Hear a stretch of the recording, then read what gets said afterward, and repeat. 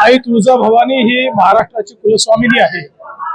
प्रत्यक्ष छत्रपतींना, छत्रपती शिवरायांना आई तुळजाभवानींचा आशीर्वाद होता आणि त्यांनी हिंदवी स्वराज्याची स्थापना केली, रयतेचं राज्य आणलं।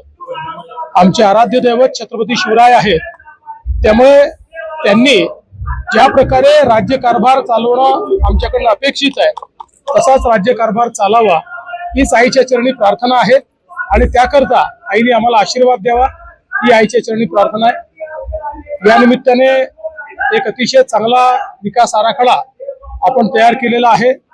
मंदिराचं काम देखील चालू झालेलं आहे। राणा जगजित सिंगजी यांनी स्वतः त्याच्यामध्ये खूप चांगलं लक्ष घातलेलं आहे। मला अपेक्षा आहे की पुढच्या 2 वर्षांमध्ये याचा पूर्णपणे कायापालट झालेला आपल्याला पाहायला मिळेल आणि अतिशय सुंदर अशा प्रकारचा सगळा परिसर आपल्याला पाहायला मिळेल।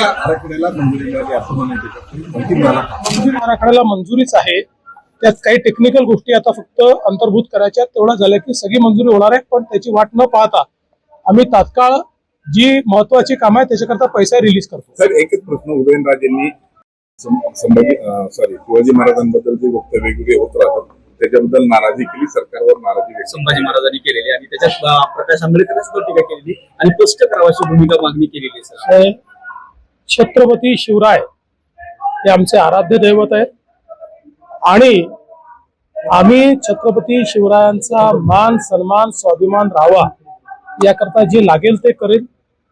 खरं म्हणजे उदयन महाराजांना निश्चित प्रश्न विचारण्याची अधिकार आहे आणि मला देखील ते भेटले आहेत।